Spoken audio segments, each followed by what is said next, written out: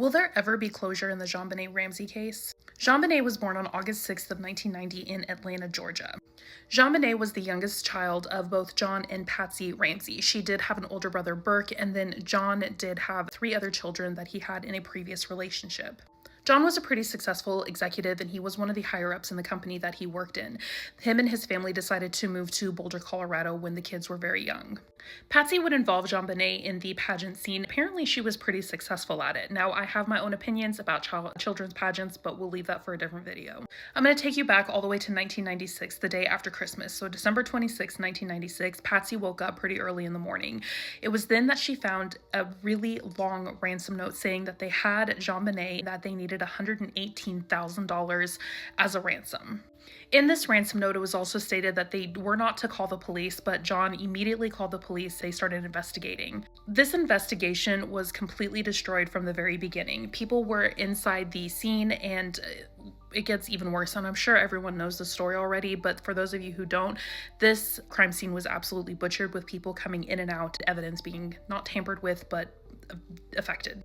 John was very quick to point out to the investigators that the $118,000 that they were asking for was actually the same amount that his bonus had been.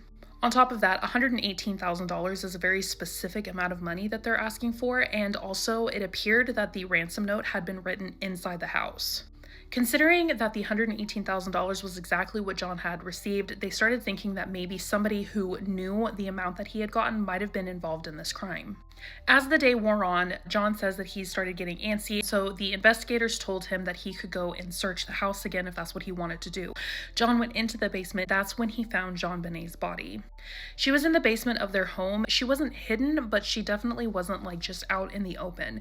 John immediately picked her up and brought her upstairs to where the police officers were. He also took the tape that was on her mouth off. Now, some people do think that this is strange, because why would he pick up her body and take her upstairs? Because they needed to properly investigate the scene, and now the scene was tampered with. Not tampered, that's the wrong word, but he had messed with the scene and he might have disturbed evidence. JonBenét was found with duct tape over her mouth, like I said, that John had removed, and she also had a nylon rope that was around her neck and her arms, like she had been bound. She was also covered by a white sheet when she was found. There was also a broken paintbrush that was used to make like a garrote to injure her. After an autopsy was performed, they found that she had passed away due to strangulation and also head trauma. They were not able to rule out SA, as it did appear that there was some injury to that extent. We'll get into more in part 2. I'm trying to keep these under 3 minutes. Go to that one. It'll be in the comments.